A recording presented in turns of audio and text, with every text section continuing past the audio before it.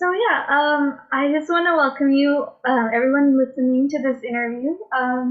I think if our guest could introduce himself, just your position right now, your educational journey, and things like that, that would be great. Sure. I'm Charlie. I'm a first year PhD student in mechanical engineering at Boston University. Mhm. Um, I did my bachelor's degree in computer science at Tufts University, just across the river. And then between those two degrees, I went to Imperial College London, where I did my master's in research in medical robotics and image guided interaction or intervention. Sorry. Um, so currently I'm working on a medical robot, Mhm. but that is generally my research interests, or those are my research interests, medical robots, surgical robots, but also expanding it sort of further afield, robotics generally, um, soft robots, haptic devices, that kind of thing. Okay. I just so to start off, my question to you is sort of about how you became interested in medical engineering and how you specifically decided that you wanted to focus on medical robots and things related to the healthcare field. Hmm. Well, I think in terms of my interest, it definitely started with robotics. Mhm. Period. And I think I've liked, I've always enjoyed engineering, and it's a bit cliche to say that I've been doing it since I was a kid, but in a way I have been. And it never was so official until I got to high school, Mhm. where I joined the robotics team at my high school. Eventually, over the years, I worked up to being one of the robotics team captains, where we did first robotics. I believe that's what it was. Um, and then I knew going into college, I knew that I wanted to do some kind of engineering.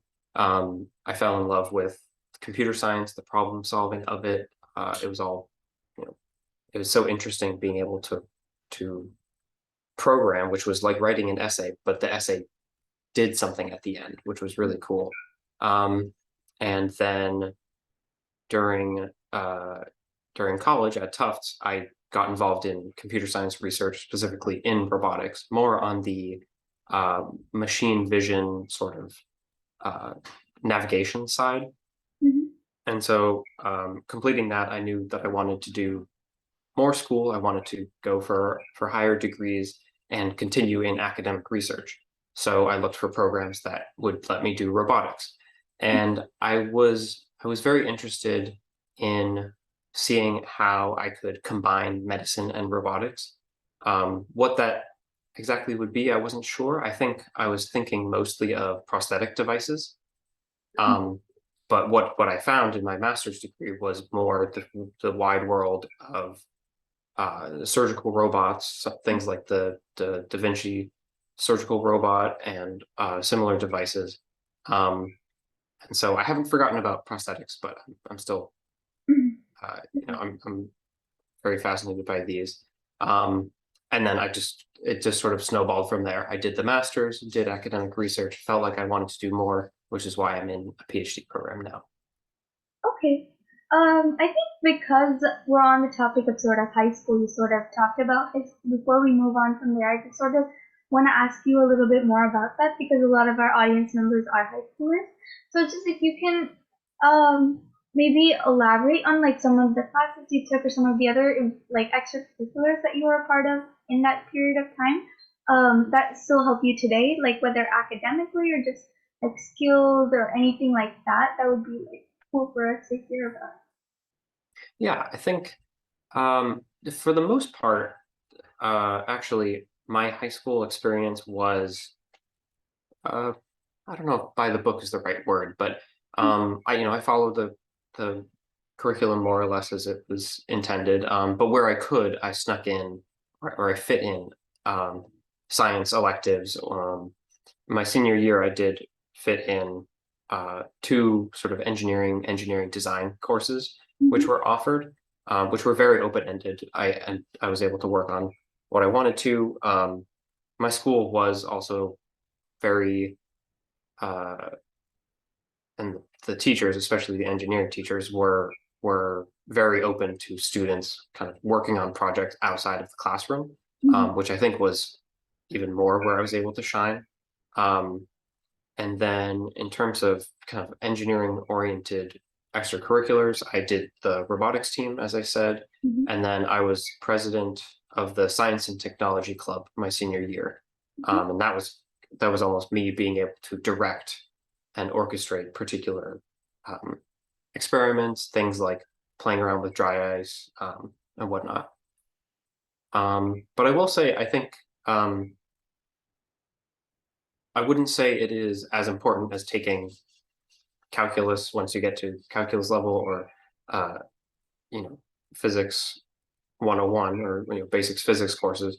Mhm. But I really benefited from doing theater productions after school. I've been studying French for a very long time. I felt it's very important to have that balance because it's very easy to get sucked into the technical know-how and in a way be less grounded. So I think everyone should learn a language, not just programming languages. Okay. Um, and again, like while we're in this topic, or we can also ask this question at the end. I can come back to this. Like, if there was a piece of advice that you would give to any high schooler or just yourself while you were in high school, like, what would that be? Hmm. Um, I'll probably be able to come up with a better answer toward the end if I think about it. Yeah, we can. Um, yeah. Yeah, okay. So I had some questions about how PhD looks like in the field of like mechanical engineering with like talk about soft robots, and just like surgical robots and everything. Like, what does a typical day look like to you? What are projects you're working on, or what is a project you're working on, and just how does that look like? Yeah, so right now, Mhm. subject to change, but right now I'm working on a surgical robot prototype, which is for ureteroscopy, which is the removal of kidney stones. Um, and so in my particular case, I think it's easier to average over the course of an entire week, but I have generally weekly project meetings or meetings with the professor in charge of my lab. Mhm. I also am currently taking courses. Depending on your PhD program, you might be able to do not that many courses, or you might have a certain requirements that you have to fulfill. Mhm. So I am taking courses as well. So my day looks like uh, at least one course back over on BU campus, and then fitting in lab work time, going into my lab and getting some amount of work done on the project, whether that's uh, working on code to control the servos that move the robot, whether it's trying to get some data as to how the robot's performing, data analysis, or just going to meet with my professor and talk about something I'm having problems with. Um, that's during the day, and then of course, you know, do homework and Mhm. non-work ideally Mhm. when I'm done with the day. Okay. And then just out of curiosity, I have a quick question for you. Like, I was wondering, how much knowledge about biology do you need to be like designing and like perfecting these robots? Like, Yeah, it's a good question. I think, and I went into my master's degree, medical robotics. I went into it with uh, sort of a cursory knowledge of anatomy. I did take an anatomy elective in high school, actually, but I, I may have forgotten a good amount of it. I didn't need to know too much. It is more, at least the way that I'm mhm, encountering medical robotics, which is for as an engineer, mhm, more specifically a roboticist, sort of mechanical engineer. mhm, Um, it is more of an engineering problem than it might seem, because to give a very sort of straightforward example, if I wanted to do an operation on the lower part of someone's stomach, mhm, you generally know where that is in the body. It's is fairly straightforward to identify what organs are nearby. Generally, when performing a laparoscopy, which is where you insert, you cut small holes and then insert the tools through, and those could be robotic or not. When you do that, you have to essentially make space in the cavity, so you pump in carbon dioxide, and that inflates the space. And that seems like it could have been a very complicated thing to discover, but it may not have been. It may have simply been someone wants to make space, so we'll use a non-reactive gas. So to answer your question, it isn't it isn't vital to know your anatomy perfectly, know how the body works perfectly, because honestly, robotics itself is such an interdisciplinary field, and medical robotics even more so. And so in my current project, there's a urologist who works in the same lab as I do. So I'm able to go over to him and ask him about the anatomy, ask him about, what does it look like? How does it behave? Are these parts incredibly sensitive? Is this is this design going to cause problems? And furthermore, would a surgeon use this? Because fundamentally, one thing about medical robotics is if I make a device, or if someone makes a device that just isn't very useful or is sort of cumbersome, it's worthless because a surgeon won't use it. Actually, this is also just a follow-up question. So you talked about like how you would consult like a physician or a surgeon and everything.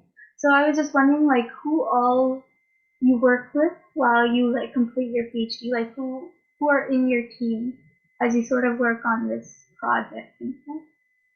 Yeah, so it's at least where I am, it's not necessarily going to be this team forever, but I can speak more generally. In I would say most medical robotics or surgical robotics labs, labs which look into this problem. I'm very fortunate that where I'm working right now is in a hospital, so I'm surrounded by doctors. But more generally speaking, I think university labs like this would have access to or otherwise have correspondence with doctors, physicians, surgeons in particular fields of interest as they're developing these devices. Okay. My next question to you was sort of about like the challenges that you face in your field and some of the things that you think are rewarding.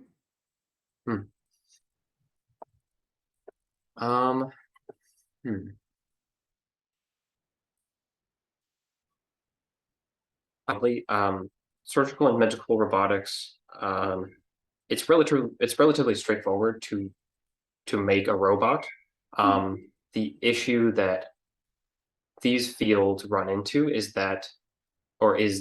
where they want to put the robot.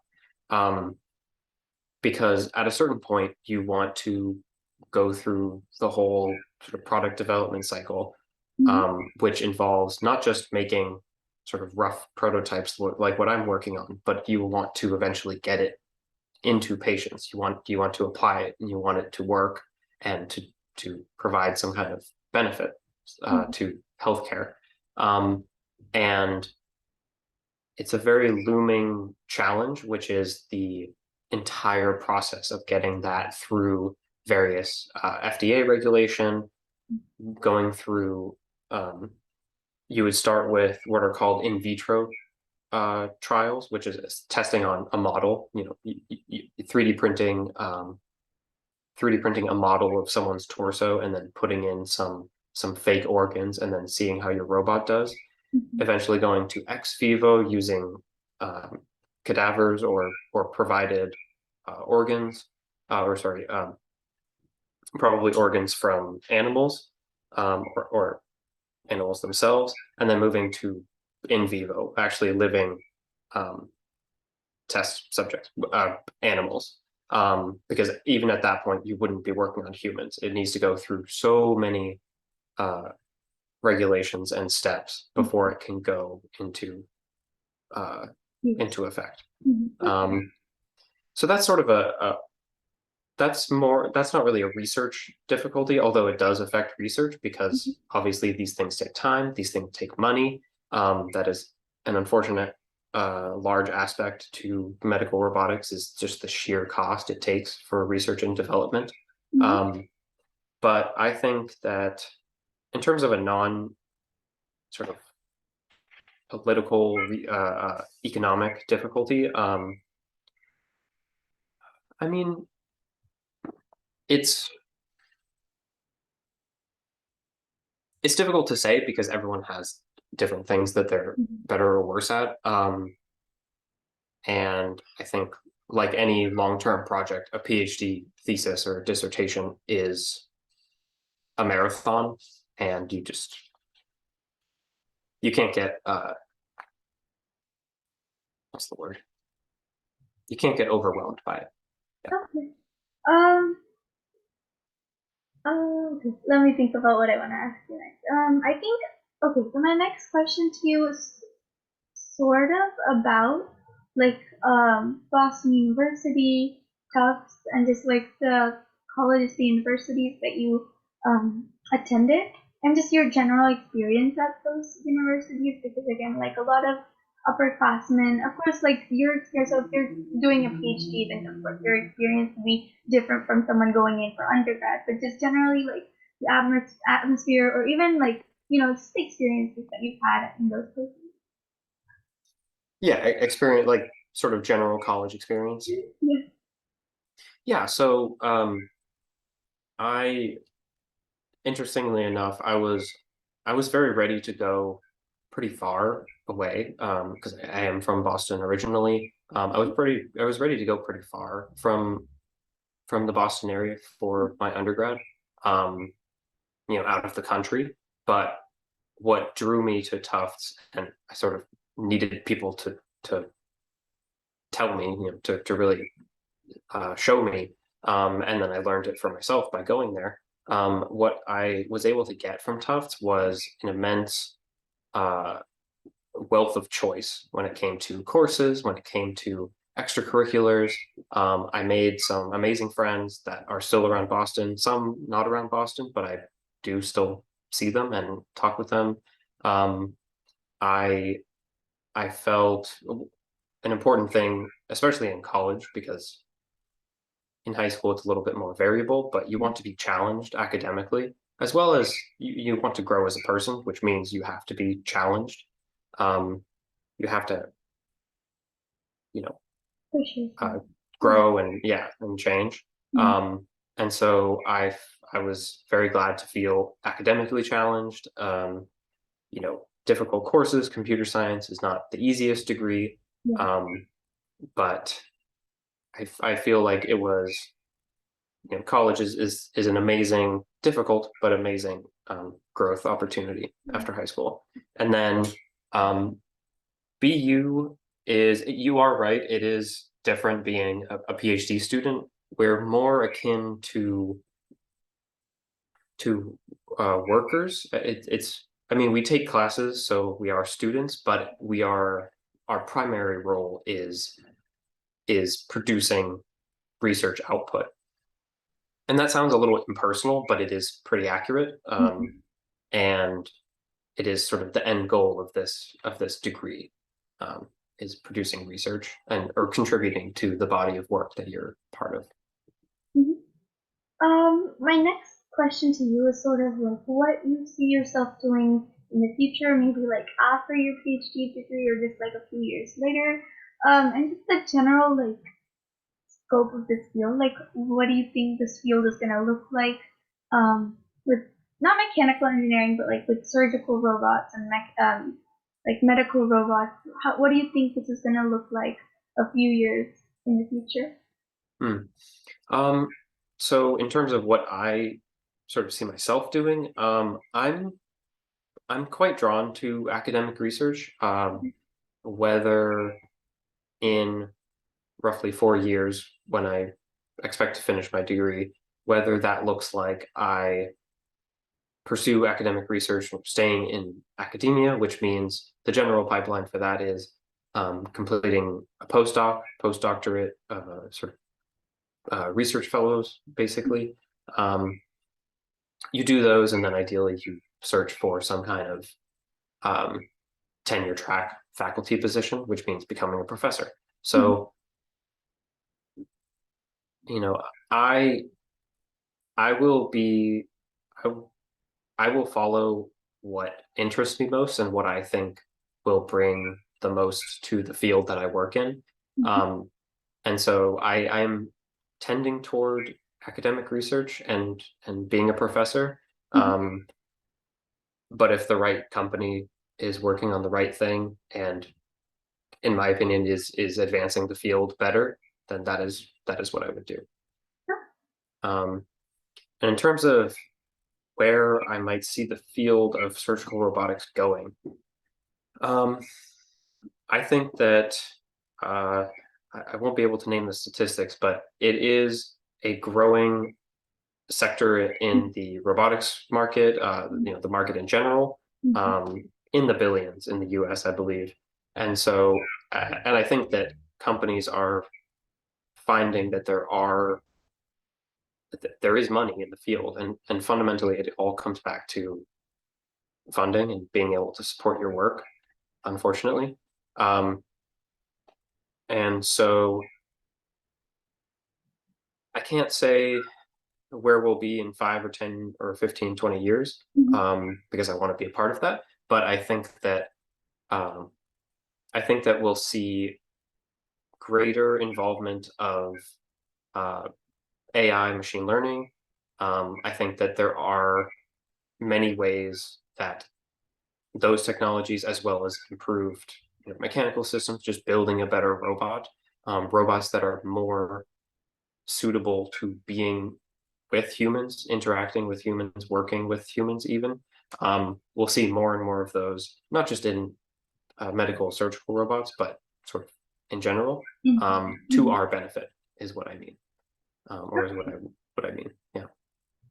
Yeah, so I think that's like about the end of my questions. It's almost been 30 minutes as well, so I just want to thank you for your time. I think we were saving one last question for the end too. So I wanted to ask you about, what piece of advice you would give to high schoolers who are listening to this, or maybe yourself as a high schooler. So if you could touch on that, that would be great, and we can wrap up our interview.